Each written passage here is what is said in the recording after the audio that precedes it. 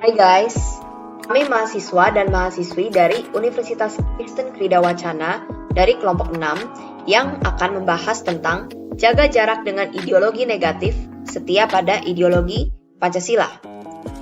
Saya akan memperkenalkan anggota dari kelompok 6 ini, yaitu saya sendiri, Sepin Stella, dan teman-teman saya ada Haga Ginti, Franciscus Sulistyo, Cika Natalia, Magdalena Priyani, dan Kelvin. Pengaruh ideologi asing di masa pandemi menurut Pancasila dan kekristenan harus diwaspadai karena kebanyakan ideologi asing itu bersifat negatif.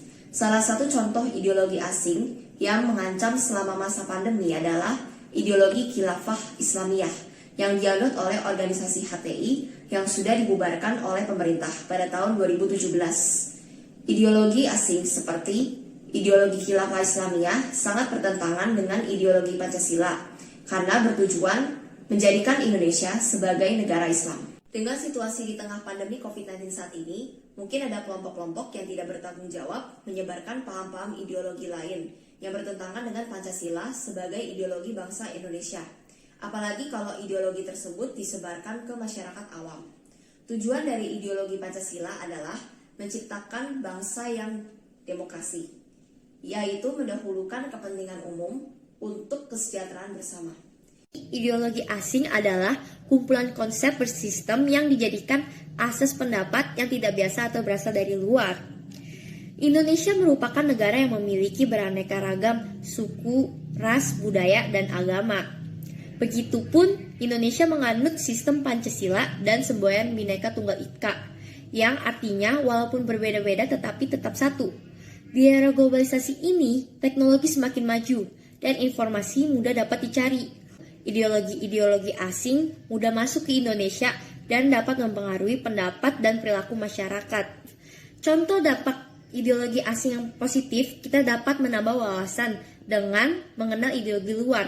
Dan dampak negatifnya, negara kita dapat terpengaruh oleh dampak buruk seperti munculnya liberalisme, sikap politik yang jauh dari kepribadian Indonesia, dan timbullah sistem kapitalisme di bidang ekonomi.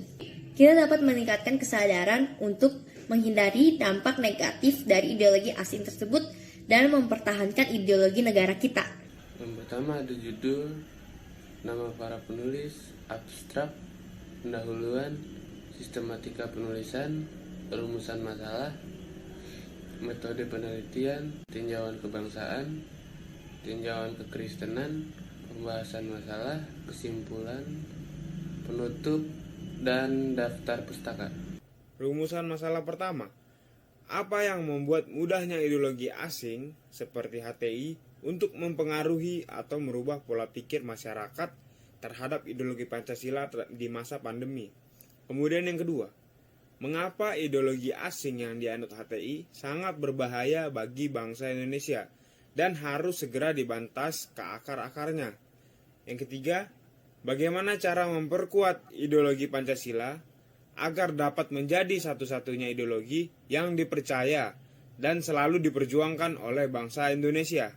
Di pustaka berasal dari jurnal ilmiah atau e-journal, e-book, alkitab, sumber atau kutipan dari internet, YouTube. 1. Bapak Ervandi, Wakil Sekretaris Komisi Hukum dan Perundang-undangan Majelis Ulama Indonesia, MUI, mengatakan pihaknya juga melakukan kajian terhadap Hizbut Tahrir Indonesia atau HTI yang dinilai melanggar Perbu nomor 2 tahun 2017 tentang perubahan atas undang-undangan dan nomor 17 tahun 2013 tentang organisasi kemasyarakatan atau Perbu Ormas.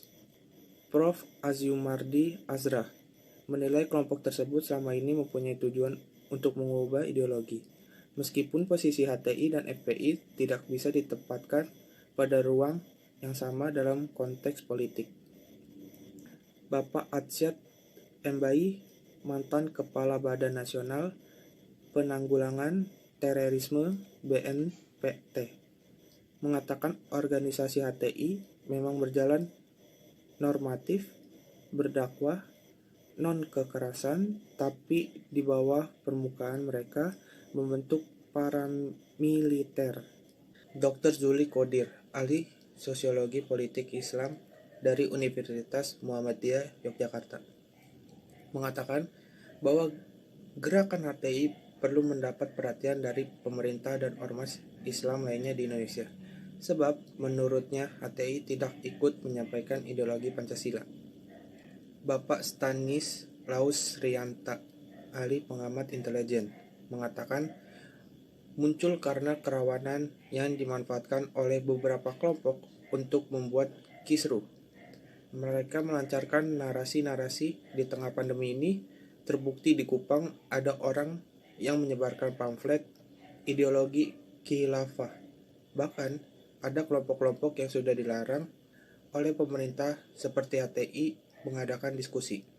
Bapak Bayu Dwi Anggono, ahli perundang-undangan, mengatakan HTI dianggap telah melakukan pelanggaran undang-undang ormas, yaitu yang satu, HTI melanggar kewajiban dalam pasal 21 huruf B, yaitu ormas berkewajiban menjaga persatuan dan kesatuan bangsa serta keutuhan negara kesatuan Republik Indonesia.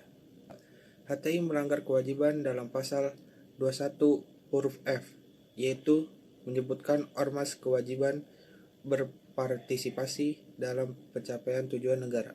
HTI melanggar larangan dalam pasal 59 ayat 2 huruf C yang mengatur ormas dilarang melakukan kegiatan separatis yang mengancam kedaulatan NKRI.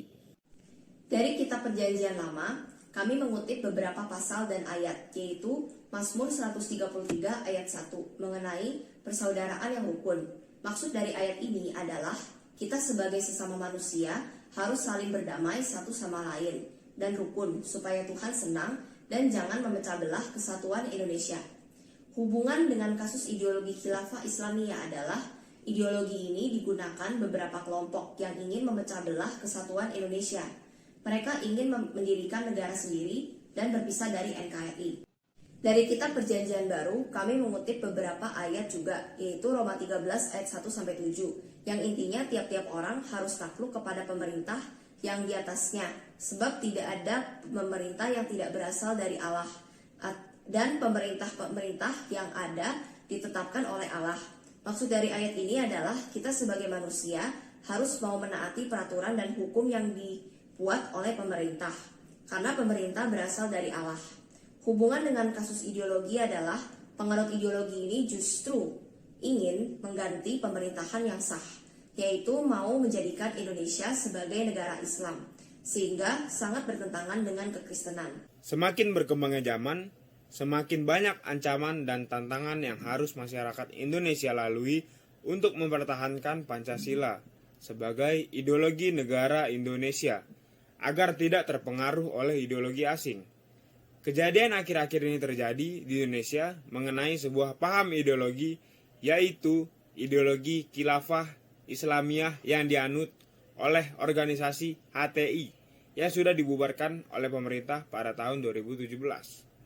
Kemudian pada jurnal ilmiah kami, kelompok kami mengangkat kasus ideologi asing yang mengancam selama masa pandemi adalah ideologi khilafah Islamiyah yang dianut oleh organisasi HTI. Ideologi asing seperti HTI sangat berbahaya bagi bangsa Indonesia. Karena ideologi asing ini dapat memecah kesatuan bangsa Indonesia. Karena di masa-masa pandemi seperti ini, masyarakat Indonesia banyak menghabiskan waktu menggunakan sosial media. Dari media sosial ini juga bisa mendapatkan berita-berita hoaks mengenai ideologi asing. Negara harus tegas dalam memberantas ideologi seperti HTI ini. Karena ideologi ini menimbulkan intoleransi antar umat beragama, sehingga perpecahan umat beragama di Indonesia semakin sering. Oleh karena itu, ideologi Pancasila harus diperkuat dan pemerintah harus bisa meyakinkan semua orang bahwa Pancasila ini sempurna untuk Indonesia.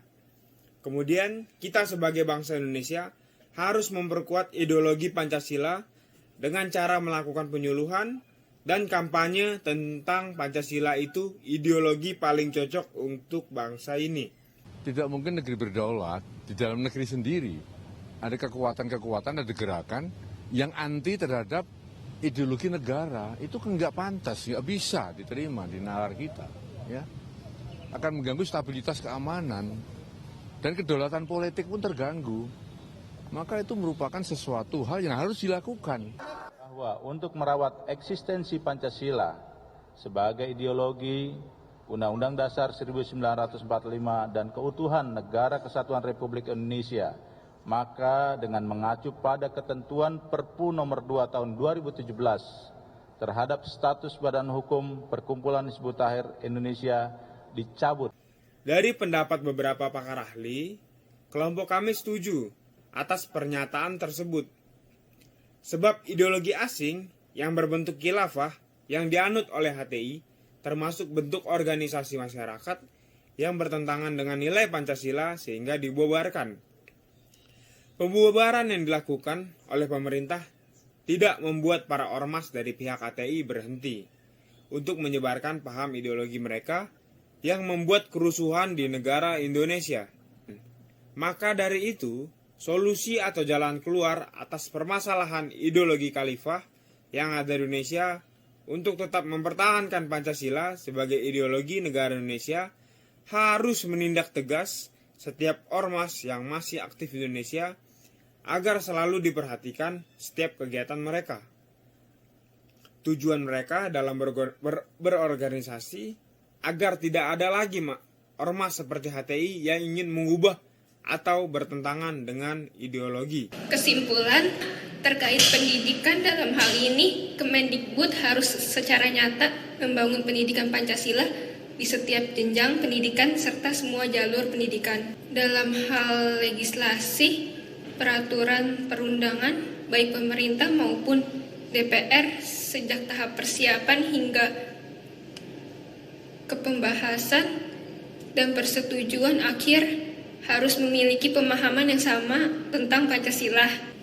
Dalam hal produk hukum, menilai perlu mendorong paradigma hukum yang progresif. Dengan begitu, nilai-nilai Pancasila dapat terimplementasikan dengan baik. Bagi Kampus Ukrida, secara rutin mengadakan webinar yang menanamkan kesadaran mahasiswa terhadap pentingnya ideologi Pancasila, agar pola pikir mahasiswa kuat mempertahankan dan setia melakukan upaya menciptakan bangsa yang demokrasi, yaitu mendahulukan kepentingan umum untuk kesejahteraan bersama.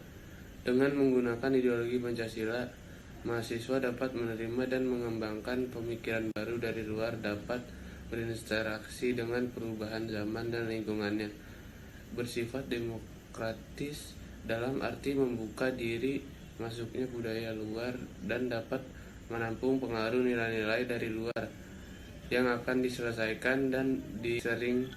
Untuk keluarga Kristen, ikut dalam komunitas gereja dan aktif mengikuti kegiatan keagamaan seperti persekutuan ibadah, mengadakan mesbah keluarga, rajin berdoa dan melakukan saat teduh dengan membaca dan merenungkan firman Tuhan.